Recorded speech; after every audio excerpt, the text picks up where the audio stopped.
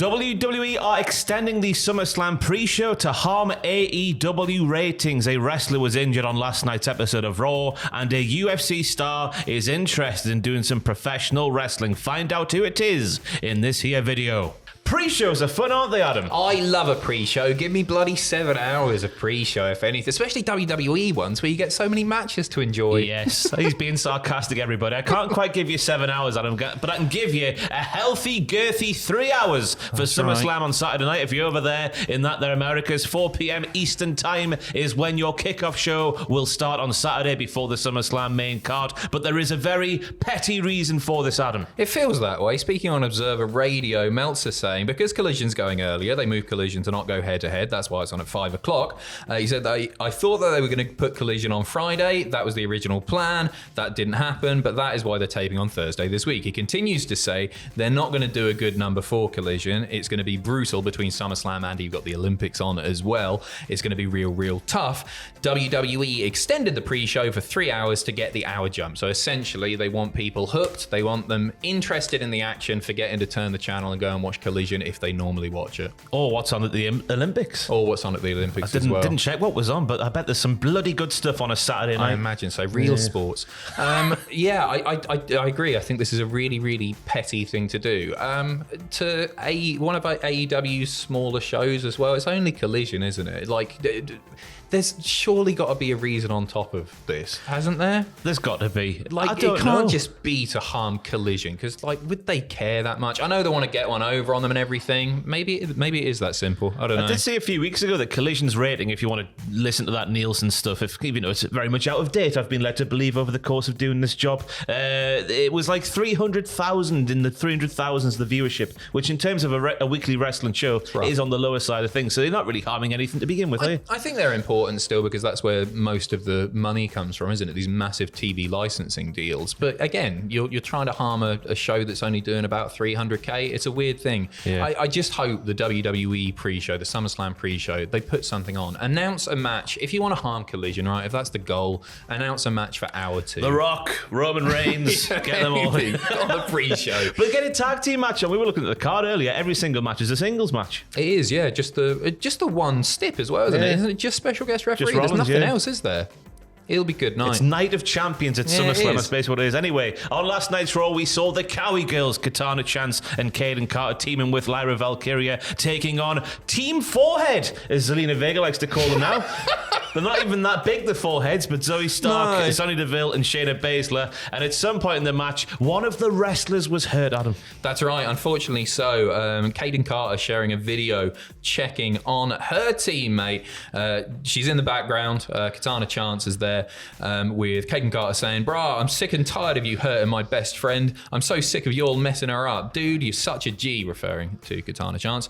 "You are a freaking G." And then in the background, you can see Chance getting checked on by medical personnel. They're looking at her nose. She's got blood all over her face. It suggests very much so that Chance has suffered a broken nose. That hasn't been confirmed yet, but not very nice, is it? I didn't see when it happened, to be honest. I didn't catch it. Me neither, watching Raw. I was a bit shocked that it was Sonya Deville got a flailing leg from Io Sky in the face off the back of the moonsault to the floor. That's where I thought the injury news was going, but yeah, I didn't catch where it was either. It's a big old shame though, because the Cowie Girls, Katana Chance and Kaden Carter, are very much unique in the tag team scene, not only in the women's division, but the men's as well. The moves they do, they don't really get the chance to showcase it all too often, so to see them scuppered like this is a big shame in my opinion. Yeah, I don't imagine that she'll be out for very long at all. I think one thing that they perhaps need is a bit more bit more character, a more clearly defined character. What more do you want? They go to festivals and allegedly take drugs? Yeah, that's about it though, isn't there? I think they've been harmed as well by being on TV, off TV, on TV, off TV. I don't think that's done them any favours either. But in the ring, I think they're really exciting to watch. Yeah, they have lots of unique tag team offense, and I think that's a massive positive in this day and age especially. Right, another bit of injury news, but this time on the kayfabe side of the tracks, was Daniel Garcia's injury in AEW. He was whizzle-wazzled, so to speak, by MJF after that match on Dynamite a few weeks ago. We've heard on subsequent episodes of AEW TV that Garcia's one of the sides of his body, I think it's the left-hand side, isn't actually working at the moment. The injuries are that severe. No, teasing the fact that he may not be back, and there's a big reason for saw this. A boo of wrestle purists revealing that Garcia was written off. They're protecting themselves, AEW protecting themselves in case Garcia doesn't sign a new deal with the promotion, saying he's fine. The company is protecting themselves while he hopefully dots his I's and crosses his T's. If he stays, he's jumping into a feud with Max. If he leaves, then he was ricocheted. They would like him to stay and feel that he will. Bit of an update from Alvarez as well. Yeah, he says, what I know is when they did that angle, they were aware that he may not be back, so the angle was done in case he doesn't come back. If he does come back, then they have the storyline feud with MJF. I know he had been thinking about it, or he had told people he had been thinking about it, what he was going to do. I don't think it's 100% that he's coming back. I will say that, but I don't think that he's re-signed or decided to leave yet. So nobody knows what's going on. I think he'd do quite well in NXT. I'm not sure about main roster, but I think he's a guy with heaps of potential. Like the dancing gimmick's over and everything, and I think that'll work well wherever he ends up going or staying. But he's really solid in the ring. It's not all there yet, is it, with Garcia? Maybe not. He's maybe not as extravagant as other wrestlers, but in the storyline with Chris Jericho back in the day with "You're not a sports entertainer, you are a sports entertainer," he showed that when he needs to come out of his shell a little bit more in terms of like the not wrestling stuff, because the wrestling stuff, he is a gritty boy. He's a very gritty boy. He's very nice to watch in the ring, but it comes to the extracurricular stuff, we'll call it. He was coming out of his shell, I thought. Where do you think he'll end up? I think he'll stay. Do you? Surely, yeah. I reckon he's got a bigger upside in AEW than he does in WWE. I think he fits better in AEW. I main roster, I agree, but NXT, I can see him slotting in quite nicely. Be interested to see what gimmick he gets. Well, just no, the dancing thing's over. You reckon? What, like Disco Inferno? Because we know what NXT do. They turn the gimmicks up to 11. Yeah, they do.